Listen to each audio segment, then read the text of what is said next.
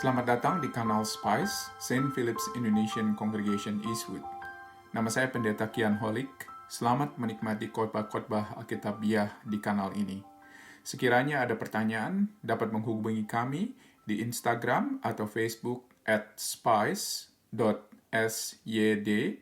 atau email kami di spice@saintphils.org.au.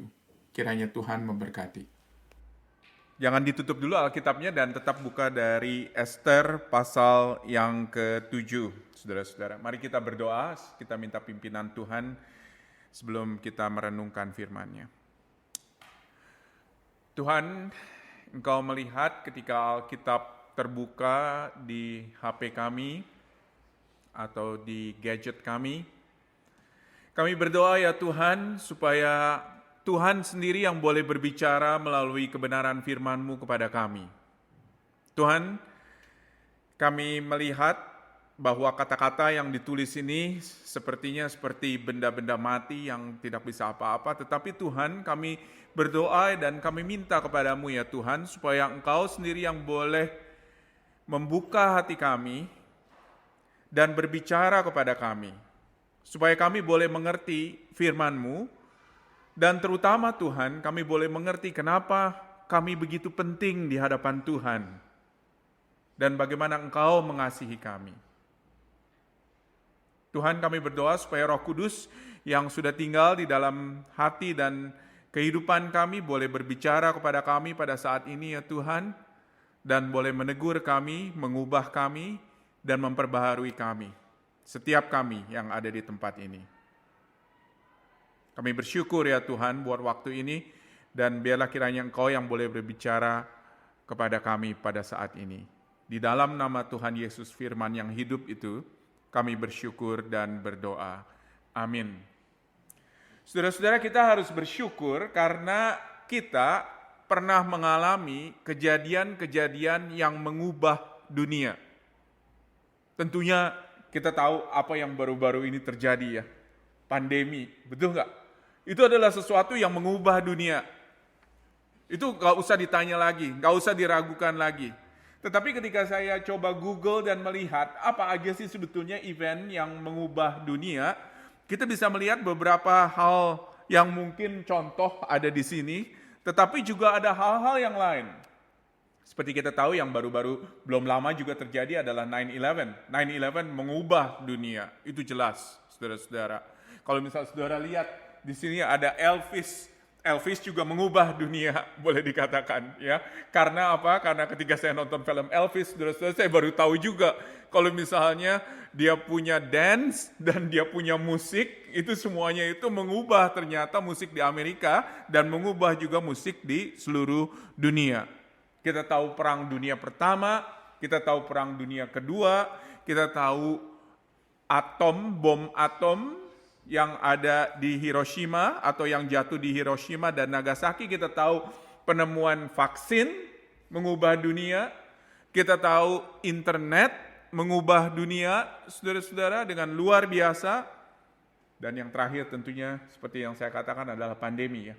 Pandemi mengubah dunia, mengubah kehidupan kita, saudara-saudara. Dan ada banyak lagi yang mengubah dunia. Saya kepingin share satu peristiwa saudara-saudara yang juga mengubah dunia.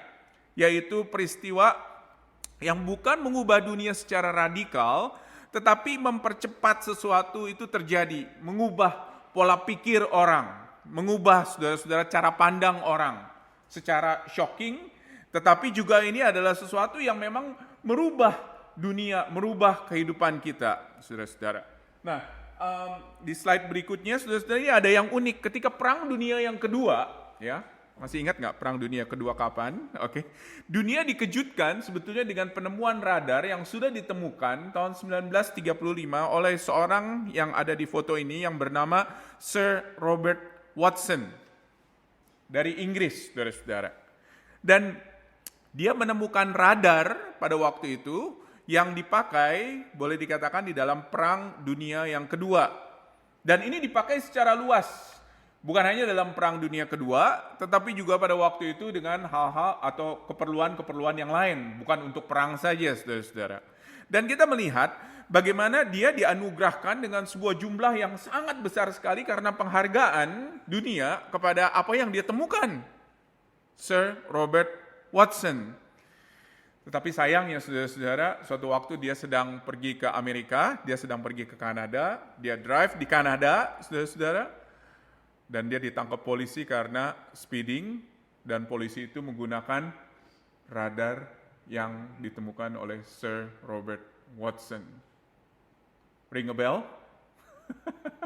Ini cerita dari Haman ya, pada hari ini, dan Mordekai. Kita melihat banyak kemiripan dengan cerita Haman yang menyiapkan tiang pancung untuk Mordekai, tetapi pada akhirnya kita melihat bagaimana Haman sendiri yang mati di sana. Sebuah perubahan yang sangat drastis sekali, saudara-saudara. Dan perubahan ini adalah perubahan yang mengubah kehidupan orang Israel pada waktu itu. Dan let me tell you, ini adalah perubahan juga yang mengubah kehidupan kita. Kita loh, yang hidup 3.000 tahun, 2.500 tahun setelah peristiwa ini. Kehidupan orang Israel berubah di dalam kitab Ester. Mereka yang tadinya sudah siap untuk dibinasakan, tetapi pada akhirnya mereka diselamatkan oleh Allah. Sebuah perubahan yang sangat drastis sekali, 180 derajat, saudara-saudara. Karena apa? Karena perbuatan yang Allah lakukan di dalam kehidupan Ester, di dalam kehidupan Mordekai. Apa saja perubahannya so far? Tentunya saya kepengen recall, saudara-saudara, karena ini adalah khotbah kita yang kedua terakhir, minggu depan terakhir dari kitab Ester. Jadi ini kedua terakhir. Tetapi kita tahu, saudara-saudara, sejauh ini orang Israel pada waktu itu ada di pembuangan. Di pembuangan di tanah yang bernama Persia. Dan raja pada waktu itu yang memerintah, Raja Ahasiweros, saudara-saudara, melakukan sebuah kesalahan fatal dengan melarang istrinya untuk datang menghadap kepada dia, saudara-saudara, karena dia pada waktu itu mabuk, boleh dikatakan. Dan apa yang dia lakukan? Dia lakukan itu pada akhirnya istrinya nggak bisa datang, tetapi dia miss istrinya, kangen sama istrinya. Sedangkan dia nggak bisa, saudara-saudara, melanggar sendiri peraturan yang dia sudah keluarkan. Pada akhirnya diadakanlah sebuah kontes kecantikan pada waktu itu di Persia. Dan mendaftarlah Ester, orang Israel yang waktu itu ada di pembuangan, saudara-saudara, yang ada di Persia. Dan kita melihat pada akhirnya, singkat cerita, Ester karena bukan hanya cantik, tetapi karena kepribadian dia baik, pada akhirnya dia dipilih menjadi ratu daripada Raja Ahasiweros. Dan di saat yang bersamaan inilah terjadi konflik pada waktu itu antara Mordekai, sepupu Ester yang jauh lebih tua, yang menjadi orang tua angkatnya Ester, karena orang tua daripada Ester pada waktu itu sudah gak ada. Pada waktu itu dia bertikai dengan Haman, ya. Dan Haman itu adalah pembantu daripada raja, saudara-saudara.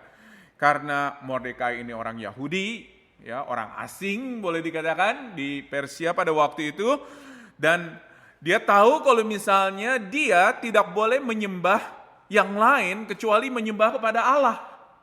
Itu adalah salah satu daripada 10 perintah Allah. Dia tidak boleh, saudara-saudara, menyembah yang lain. Oleh karena itu dia menolak pada waktu itu untuk menyembah Haman. Walaupun Haman adalah pembantu dekat daripada raja. Oleh karena itu timbullah konflik antara Haman dengan Mordekai. Dan timbullah rencana busuk dari Haman untuk membunuh bukan hanya Mordekai, tetapi juga seluruh orang Yahudi yang ada di Persia pada waktu itu. Dan Mordekai dan Ester sebagai umat Allah, di tengah-tengah ancaman yang seperti demikian, mereka tetap taat kepada Allah. Mereka tetap beribadah kepada Allah. Dan mereka yakin kalau misalnya Allah punya rencana. Mereka nggak tahu secara rinci rencananya apa, tetapi mereka yakin bahwa Allah punya rencana untuk menyelamatkan, bukan hanya mereka, tetapi juga menyelamatkan semua orang Yahudi pada waktu itu yang ada di Persia. Nah, tetapi kita melihat bagaimana Mordekai tahu bahwa naiknya Ester pada waktu itu, walaupun dia tidak tahu secara detail, dia tahu naiknya Ester pada waktu itu ialah untuk membawa sesuatu. Jadi dia pernah katakan di pasal yang keempat. Dan kita melihat di titik inilah, di titik yang tadi kita baca ini, di pasal yang ketujuh, ada sebuah perubahan yang besar, saudara-saudara. Dan perubahan ini adalah perubahan titik balik, di mana pada waktu itu Haman yang sudah ada di atas angin, karena dia percaya kalau misalnya dia sebetulnya bisa menghancurkan atau membinasakan Mordekai dan membinasakan orang Israel, orang Yahudi, ternyata dia tidak sadar kalau misalnya sebetulnya Esther itu mempunyai rencana lain untuk membuat Haman dipermalukan dan dihukum, saudara-saudara. Jadi kita melihat ya beberapa minggu yang lalu ya, bagaimana Esther mengundang raja dan mengundang Haman untuk ikut serta di dalam perjamuan-perjamuan. Dan kita melihat saudara-saudara bagaimana Esther pada akhirnya, pada saat ini, momen ini, dia membuktikan siapa dia. Siapa dia. Dan kita akan lihat apa saja sebetulnya. Dia ingin membuktikan kepada dunia, dia bukan cuma cantik, dia bukannya cuma cute, oleh karena itu dia jadi ratu, tetapi dia juga adalah orang Yahudi, umat pilihan Allah, dan dia adalah seorang yang smart, saudara-saudara, seorang yang cerdik, dikatakan di dalam Alkitab. Ketika Yesus berkata kepada kita semua sebagai orang-orang Kristen, biarlah kiranya kamu cerdik seperti apa? Ular, dan tulus seperti merpati. Kata yang sama yang dipakai di sini, saudara-saudara. Jadi kita melihat, so far narasi ini, saudara-saudara, berlangsung, cerita ini berlangsung demikian, walaupun ini slow, tetapi ini bukan secara tidak sengaja, saudara-saudara, tetapi Tuhan bekerja di dalam semuanya ini, dan kita melihat bagaimana rencana Tuhan itu terjadi. Di tengah-tengah manusia yang pada waktu itu merencanakan sesuatu yang jahat, tetapi ternyata Tuhan jauh lebih berkuasa untuk membawa rencananya, rencana yang baik itu kepada umatnya, saudara-saudara. Luar biasa. Memang Esther pada waktu itu kita lihat dia berhati-hati terhadap semua move yang dia lakukan, tetapi kita melihat bagaimana tangan Tuhan bekerja di dalam semuanya ini. Ada 3 hal yang saya ingin bicarakan pada hari ini dari pasal yang ke-7. Yang pertama, seperti yang tadi saya sudah sebut, ini adalah Esther's moment. Ini adalah waktunya Esther.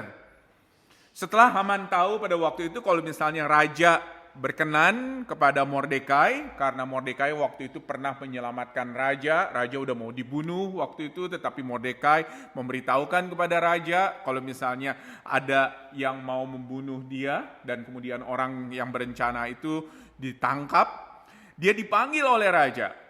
Ya. Jadi kita melihat saudara-saudara di pasal 6, di pasal sebelumnya, dikatakan di ayatnya yang terakhir ketika mereka bercakap-cakap, kemudian pada waktu itu kita melihat bahwa apa? Bahwa Haman dipanggil, dan juga pada saat yang bersamaan juga Mordekai itu ada. Dan ini bukan undangan buat minggu depan, buat undangan buat tahun depan, tetapi pada saat itu. Jadi raja pada waktu itu memberikan sebuah panggilan yang sangat urgent sekali kepada Haman, kepada Mordekai untuk datang pada waktu itu ke dalam pesta perjamuan ratu. Ya. Dan saya yakin dan percaya raja juga pada waktu itu udah gregetan sekali kepengen tahu, karena dia sudah beberapa kali perjamuan dia kepengen tahu sebetulnya apa sih yang diinginkan oleh Esther gitu ya. Ini Esther nih ngadain perjamuan demi perjamuan, tetapi nggak pernah ngomong apa yang dia mau begitu loh. Kelihatannya raja udah gemes sekali gitu, kepengen tahu gitu ya. Mau apa sih lu sama gua? Dan raja bilang apa? Setengah dari kerajaan pun akan dikasih kepada Esther. Luar biasa ya saudara-saudara ya.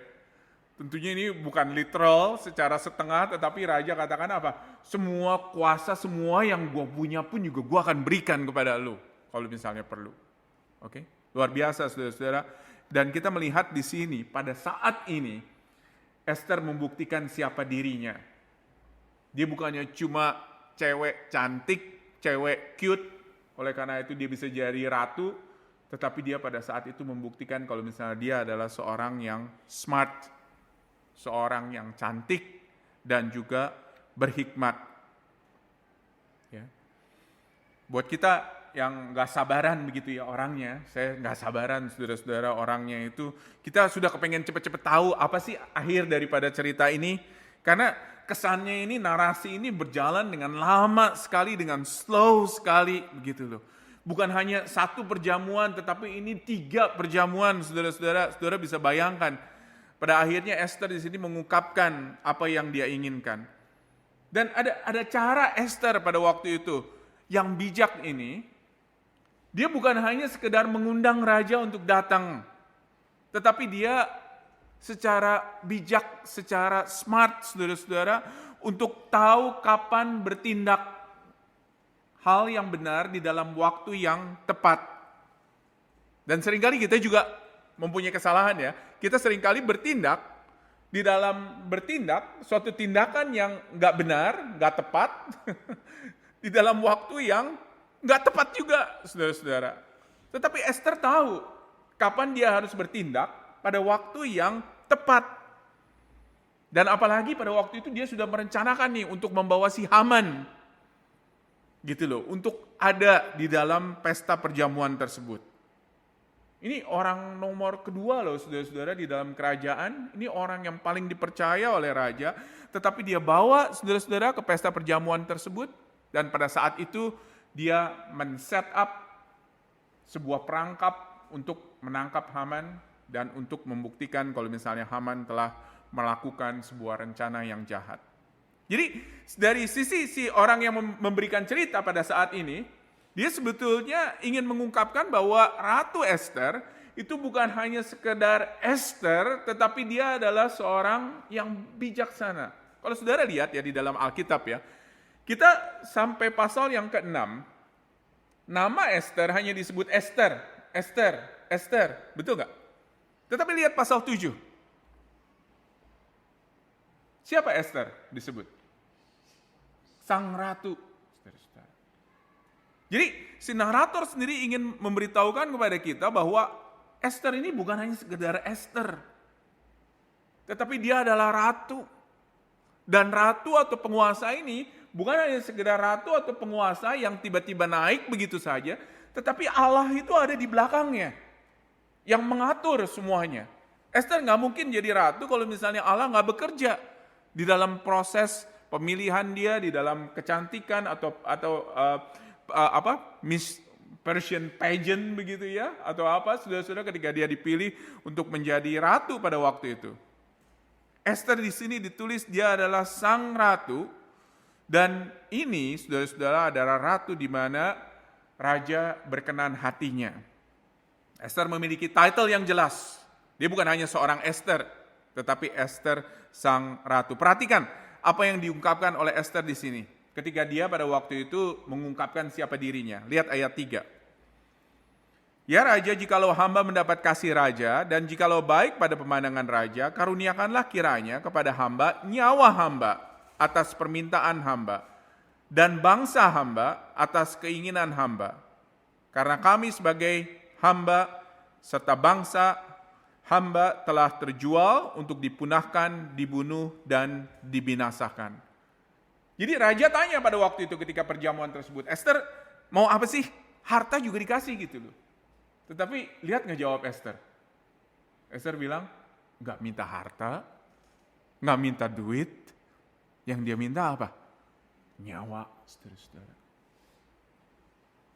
Saudara kalau misalnya berhadapan dengan konglomerat, misalnya konglomerat bilang katanya, mau apa? Ayo minta. Saudara akan ngomong apa? Esther pada waktu itu ditawarkan dengan hal yang sama loh saudara-saudara. Mau minta apa?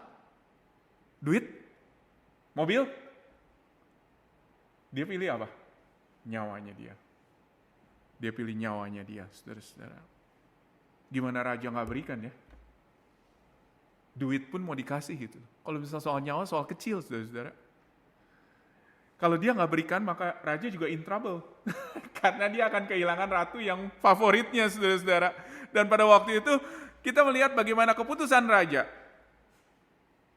untuk memusnahkan Haman, atau memusnahkan orang-orang Haman yang merencanakan untuk memusnahkan orang Israel. Maka dia tahu kalau misalnya dia melakukan hal tersebut, maka dia pun juga akan kehilangan Esther gitu loh. Kalau raja memberkati apa yang Haman rencanakan, maka raja pun juga pada waktu itu akan kehilangan Esther. Oleh karena itu Esther sebetulnya nggak minta apa-apa. Nyawa, saudara-saudara, yang dia minta. Keberadaannya dia. Nothing else. Of course, raja akan berikan. Walaupun di mata raja, dia baru sadar ternyata istrinya ini, selama ini, saudara-saudara, ini bukan waktu sejak dia menjadi ratu sampai sekarang ini bukan waktu hanya 2-3 hari begitu loh. Tetapi ini dikatakan bisa 4-5 tahun. Bayangin saudara-saudara, raja itu dia nggak tahu kalau misalnya Esther itu sebetulnya adalah orang Yahudi, orang asing. Hebat ya, bagaimana si Esther itu bisa menyembunyikan identitasnya selama ini, saudara-saudara. Dan perhatikan, surat yang dikirimkan oleh Haman pada waktu itu kepada petinggi Persia di pasal yang ketiga, itu dengan kata-kata yang sama, saudara-saudara. Ketika Haman pada waktu itu merencanakan untuk membunuh orang Israel, seluruh orang Yahudi, itu kata-katanya sama. Di dalam suratnya dikatakan apa? Supaya orang Yahudi dipunahkan, dibunuh, dan dibinasakan, dikatakan. Hal yang sama juga yang dikatakan oleh Esther pada saat itu. Kalau bisa, jangan dia dibunuh, dipunahkan, dan dibinasakan. Luar biasa saudara-saudara. Dan apa yang Esther katakan pada waktu itu betul-betul menampar raja. Dan raja pada waktu itu sadar ternyata orang yang dia percaya, si Haman itu sebetulnya merencanakan sesuatu yang busuk, saudara-saudara. Esther menunjukkan siapa dirinya di sini. Dia menunjukkan bahwa Hamanlah sebetulnya yang mempunyai rencana bukan untuk memperkenankan hati raja, tetapi untuk membunuh semua orang-orang Israel, orang-orang Yahudi. Kita melihat bagaimana si Esther nyawanya terancam, bangsanya terancam, dan kita melihat bagaimana Esther pada waktu itu di dalam momen yang tepat dia berbicara kepada raja, dan raja pun juga mengabulkan permintaannya. Saudara-saudara, seringkali ya, kita di dalam kehidupan kita ada momen seperti ini, di mana kita harus keluar sebagai seorang pengikut Kristus. Seringkali kita malu sebagai seorang pengikut Kristus untuk menunjukkan identitas kita seperti apa. Dan kita pikir bahwa udahlah, saya tinggal di dalam bubble saya yang nyaman aja lah. Saya nggak perlu ngomong-ngomong ke orang kalau misalnya saya pengikut Kristus. Buat apa? Bikin susah gitu loh. Ya nggak? Buat apa saya ngomong kalau misalnya saya itu pergi ke gereja hari Minggu, kalau ditanya, what did you do during the weekend? Besok misalnya, hari Senin itu ditanya, what did you do during the weekend? Saya sering kali malu, atau saudara malu, begitu loh. Dan saudara pikir, udahlah saya tinggal di bubble aja lah, enak kok. Tanpa saya sebetulnya sadar kalau misalnya saya harus menunjukkan siapa saya. Saudara-saudara, Yesus pernah mengatakan demikian ya, di Matius pasal yang kelima, ada di slide di belakang. Saudara-saudara, dikatakan mulai ayatnya yang ke-14. Kamu adalah terang dunia. Kota yang terletak di atas gunung tidak mungkin tersembunyi. Lagi pula orang tidak menyalakan pelita itu lalu meletakkannya di bawah gantang, melainkan di atas kaki dian, sehingga menerangi semua orang di dalam rumah itu. Demikianlah hendaknya terangmu bercahaya di depan orang, supaya mereka melihat perbuatanmu yang baik dan memuliakan Bapamu yang di surga. Ini Tuhan Yesus bukannya bilang, ketika kebetulan tunjukin terangmu. No. Perhatikan nggak ayat 16? Dia katakan, demikianlah hendaknya terangmu bercahaya di depan orang. Ada sebuah usaha, saudara-saudara, yang harus kita lakukan untuk menunjukkan siapa kita. Jangan malu untuk menunjukkan siapa kita. Dan pakai kesempatan itu untuk memperkenalkan Injil Kristus. Kalau orang tanya besok, what did you do during the weekend? Apa yang saudara akan bilang? Oh, saya mancing. Atau saudara akan bilang, saya pergi ke gereja. Walaupun saudara tahu, ketika saudara bilang saudara pergi ke gereja, itu akan ada timbul pembicaraan lain, atau akan timbul awkward moment lain, di mana orang-orang yang saudara ajak bicara itu sedikit-sedikit meninggalkan saudara. Bukan hanya meninggalkan pada saat itu, tetapi meninggalkan mungkin selamanya. Karena dia pikir, sama orang Kristen. Atau kalau saudara gunakan kesempatan itu untuk menyaksikan Kristus. Siapa dia dan apa yang dia sudah lakukan buat saudara.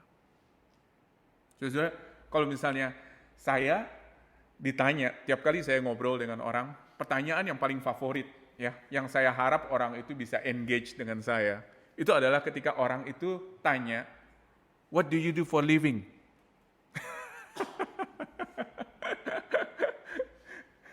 Dan ketika saya bilang saya pastor, saudara-saudara, pada waktu itu biasanya ada pertanyaan yang lain, begitu loh, ya, ada follow up question.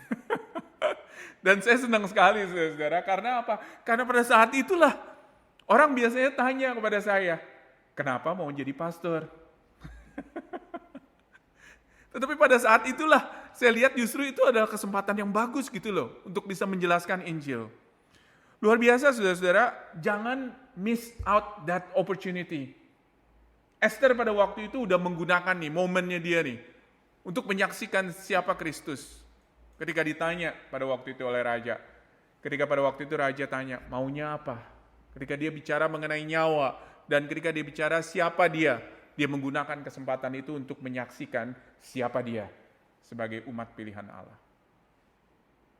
Itu yang pertama. Yang kedua, saudara-saudara, kita bisa melihat bagaimana ketika Esther menjawab perhitungan yang matang apa yang ditanyakan oleh raja, maka kita melihat pada waktu itu marahlah raja seketika itu juga ya. Murka dikatakan 180 derajat.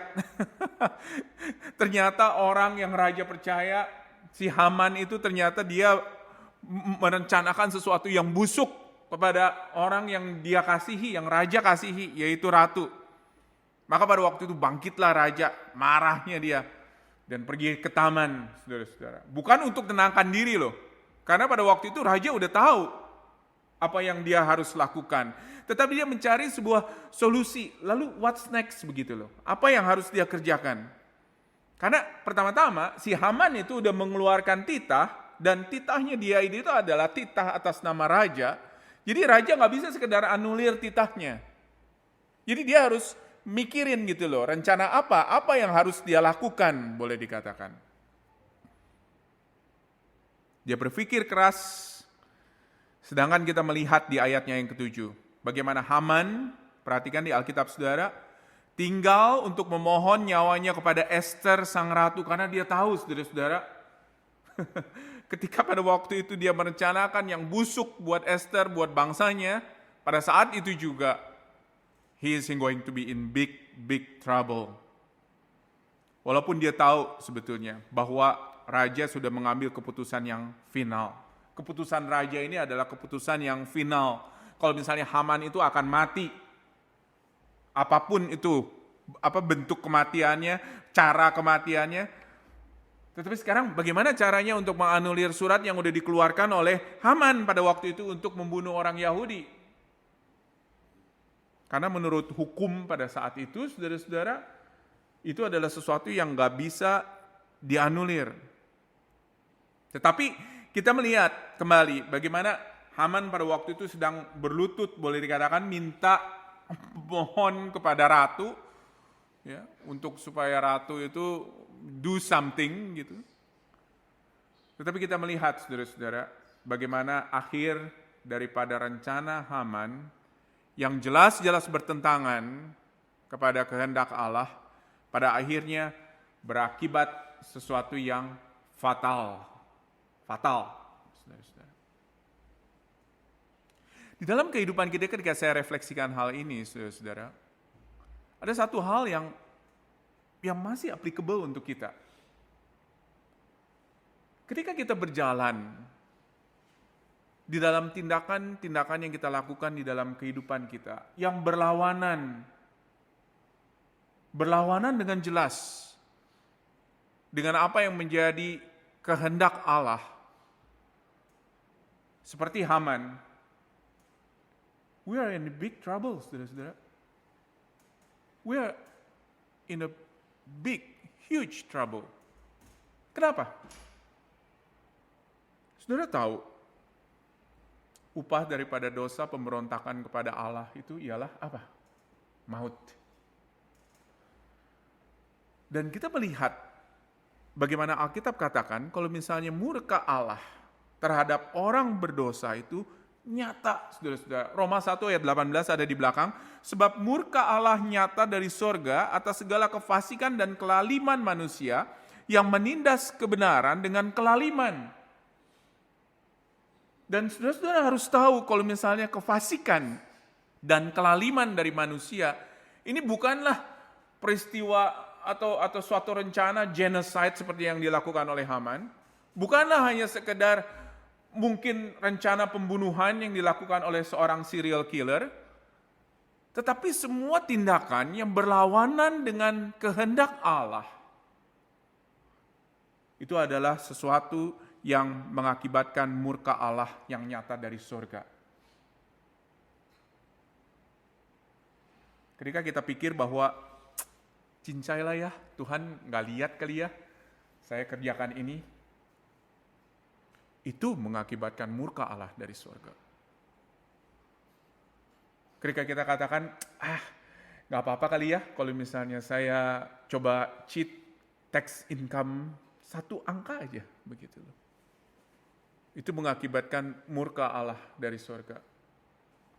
Ketika kita tahu bahwa bohong itu dosa, dan ketika kita melakukannya kita pikir, Tuhan ada begitu banyak manusia di dalam dunia ini, ada 7 miliar lebih ya.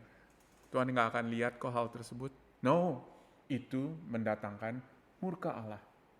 Ketika saudara pikir bahwa, saya tinggal bersama dengan pacar saya, that's not a problem. Itu mendatangkan murka Allah, saudara-saudara. Ini membawa kita ke poin yang ketiga.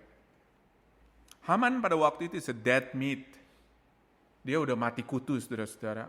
Dan dia mengalami sebuah severe punishment pada waktu itu yang berasal dari Allah. Kita melihat pada akhirnya bahwa pemberontakan kepada Allah itu berakibat sesuatu yang fatal. Haman yang pada waktu itu sudah diprediksikan akan jatuh, ya, kita melihat saudara-saudara diprediksikan oleh istrinya, oleh teman-temannya dan lain sebagainya. Dia memohon pada waktu itu kepada Esther berlutut. Tetapi hukuman pada waktu itu sudah dijatuhkan kepada Esther, kepada Haman dan juga kepada orang-orang yang merencanakan hal tersebut. It's too late. Too late, saudara-saudara. Haman bertindak pada waktu itu dengan wisdomnya sendiri. Kelihatan mulus ya, smooth, no issue. Tetapi ternyata kita melihat di sini, saudara-saudara, bagaimana sesuatu yang kelihatan baik, mulus, lancar, di dalam kacamata manusia, itu sebetulnya berlawanan dengan apa yang Allah mau. Dan akibatnya itu adalah kehancuran. Dan itu yang kita sering lihat di sekeliling kita. Kok sepertinya orang-orang yang gak bertuhan kok hidupnya jauh lebih mulus, lancar, dan semuanya oke, begitu loh. Sedangkan saya seorang Kristen, gue mesti pergi ke gereja loh, paling sedikit 2 jam loh hari Minggu loh. Ya gak? Gue harus pelayanan loh. Oke, ini pengorbanan banget, bukan hanya pengorbanan waktu, tetapi pengorbanan uang dan lain sebagainya. Tanpa kita sadar bahwa akhir daripada semuanya itu adalah kematian. Dan kita bicara ini bukan hanya kematian di dalam dunia ini, karena semua orang akan mati di dalam dunia ini, betul gak? Semua orang yang percaya Kristen, bukan Kristen, semuanya akan mati. Tetapi saudara-saudara, kematian orang-orang yang tidak ada di dalam Kristus itu bukan hanya kematian fisik, tetapi juga kematian rohani. Efesus 2 ayat 1 ada di belakang juga mengatakan, karena kamu dahulu sudah mati karena pelanggaran dan dosa-dosamu, kamu hidup di dalamnya, karena kamu mengikuti jalan dunia ini, kamu mentaati penguasa kerajaan angkasa, yaitu roh yang sekarang bekerja di antara orang-orang yang durhaka, saudara-saudara. Jadi orang di Efesus pada waktu itu sebelum mereka percaya kepada Kristus, mereka sudah mati. Tetapi ketika mereka percaya kepada Kristus, pada saat itu mereka hidup. Karena itulah dia, kenapa Yesus datang ke dalam dunia. Yesus datang ke dalam dunia, di Yohanes 10 ayat 10 mengatakan apa? Karena Yesus menawarkan dan bisa menawarkan kehidupan. Jadi pada waktu saat dimana kita akan mati, orang Kristen dan non-Kristen, percaya nggak percaya, dua-dua akan mati. Tetapi buat orang Kristen, saudara-saudara, orang yang percaya kepada Kristus, maka kita akan hidup di dalam kekekalan. Dan beruntungnya bagi kita, ialah this is not too late. It's not too late. Buat Haman, it's too late. Karena dia nggak punya kesempatan yang lain. Tetapi buat kita yang masih hidup pada saat ini, it's not too late. It's not too late. Dan undangan pada saat ini ialah untuk kita semuanya datang kepada Allah dan mengakui kalau misalnya kita sudah berdosa di hadapan Dia, kita memberontak di hadapan Dia, dan kita datang kepada Dia untuk katakan apa? Tuhan, I know it's not too late. Saya mau beresin hidup saya.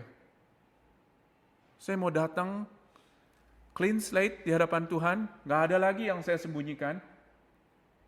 Dan saya mau datang dengan hati yang terbuka. Tuhan, saya mau datang dan mengakui Yesus sebagai Tuhan, Juru Selamat, penguasa hidup saya, yang mengatur hidup saya. It's not too late, saudara-saudara. Dan panggilan itu adalah panggilan yang diberikan kepada setiap kita yang ada di dalam ruangan ini. Kita dipanggil untuk datang dan untuk percaya kepada Yesus. Kita semua akan menghadapi kematian. Tetapi ketika kita percaya kepada Kristus, maka kematian di dalam dunia itu menjadi sebuah jembatan kita untuk memperoleh kehidupan yang sebenarnya. Kehidupan yang kekal, kehidupan yang jauh lebih baik, di mana nggak ada sakit penyakit, nggak ada penderitaan, kehidupan bersama dengan Kristus. Itulah offer yang ingin diberikan oleh Tuhan pada saat ini kepada kita. Maukah kita menerimanya? Mari kita berdoa, saudara-saudara.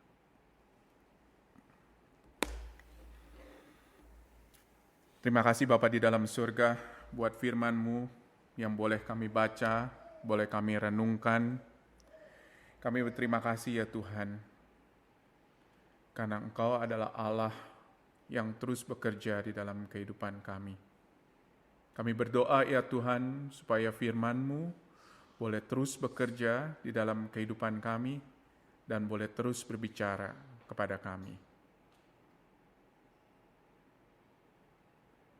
Mungkin ada di antara kami pada saat ini yang hidup kami tahu ya Tuhan bahwa hidup kami adalah hidup yang berlawanan dengan kehendak-Mu. Tetapi saat ini kami mau datang di hadapan Tuhan. Dan kami sadar bahwa this is not too late. Tuhan, kami mohon supaya Tuhan yang mengampuni kami. Dan kami mohon ya Tuhan supaya kami boleh sadar dalam hidup kami bahwa Engkaulah sebetulnya Raja dan Tuhan yang berkuasa dan mengatur hidup kami, sehingga hidup kami bukan lagi kami, tetapi Engkau yang hidup di dalam kami. Tolong bantu kami ya Bapa, supaya kami boleh meresponi firman Tuhan sesuai dengan apa yang Tuhan mau. Di dalam nama Tuhan Yesus kami berdoa. Amin.